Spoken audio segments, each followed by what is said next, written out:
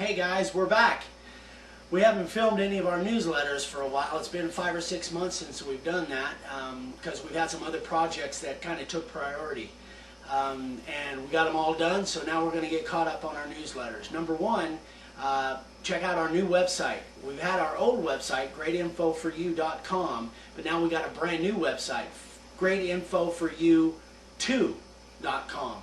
And that's where we're hosting our brand new video that we just produced a few months ago. So that's what we've been working on, and check out our new website. It's all brand new and new video. We're getting really great response off of it. But this month we're going to catch back up, and we've got this month's video newsletter is going to be on packaging and shipping. So stay tuned, and we'll be right back with you, and we're going to get into that. Okay guys, here we're going to do our first segment on packaging. Now just as a sample, I've got a little sign that I'm going to ship. This is about 3 or 4 by 16, I think. Now the first thing that we do is we wrap them in plastic bags. This is a 7 by 28 bag that we use for almost all of our signs. It'll work on the small ones, and it'll work on the bigger 6 by 24s. You can get these bags, where we buy them, is a website called bagsonthenet.com. And they've got all different size bags, shapes, sizes, thicknesses. So that's where we get our plastic bags. It should work good for you. So anyway, that's the first thing we do, is we wrap it in plastic, because generally we have a finish on it. We just want to keep it protected. The next thing that we do is we just cut out some pieces of cardboard. You can use an old box. We get this stuff in big sheets, and then we cut it to size. But you can use a cardboard box, that's fine. Doesn't matter if it's got printing on it or whatever. And I cut it about 1 inch bigger all the way around, so that I put the sign right in the middle, and then I wrap this up so that it protects the sign, and it's got plenty of room all the way around. My masking tape's falling apart on me. Okay, so this is, I put a wrap around there, put a wrap around there, and boom. And so now you've got space all the way around that sign, so that you know it's going to stay in place. And that tape holds it in place. Now what we're going to do is we're going to ship actually in single-face corrugated. You can buy this in rolls, just about any length that you want. I think this is about 30 inches. So what we're going to do is, we're going to use that later. We're going to take our single-face corrugated. We're going to put this in the center, and we're just going to now wrap that. Now what's going to happen is that this single-face corrugated, sometimes you can poke holes and stuff in it. In shipping, it could get scarred or poked holes, and that extra cardboard that you have in there is going to protect the sign. Our philosophy is, when we ship something, we'd rather overpack than underpack. It's a lot better to do that and have to put a little bit more time and effort into your packing than to have to replace the sign because it got damaged in shipping and a disappointed customer. So we're just going to fold this over.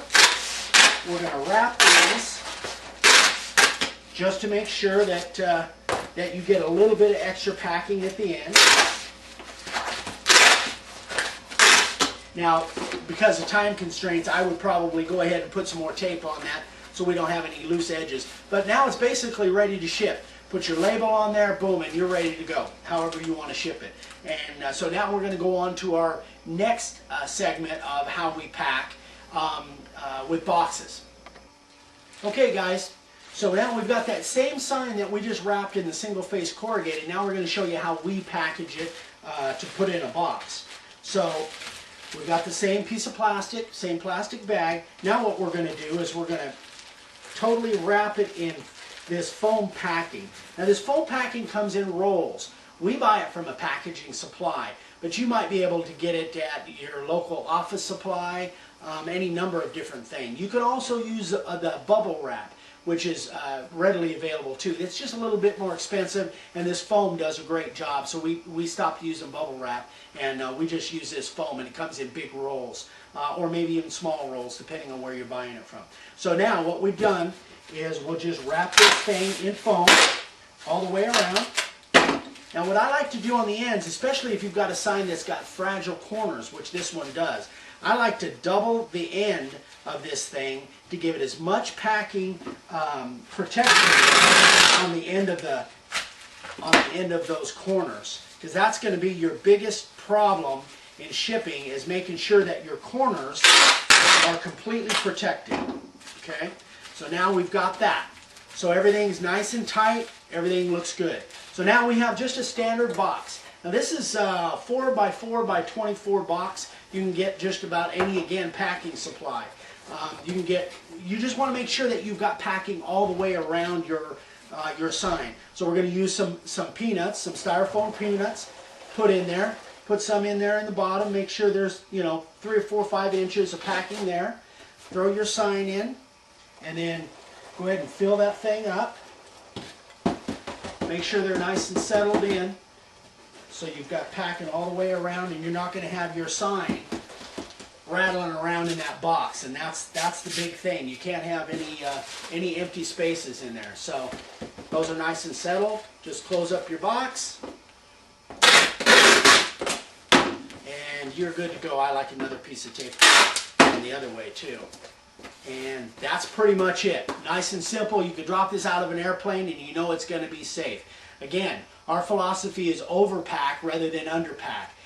You definitely do not want your customer to open a box that's got a damaged sign in it. So spend a little bit more time, a little bit more effort, and make sure if you're shipping very many signs that you've packed them well.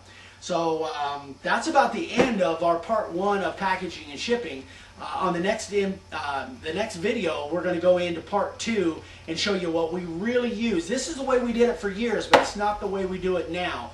We're going to show you what we really use on an everyday basis and what we highly recommend. So stay tuned. We'll see you next time.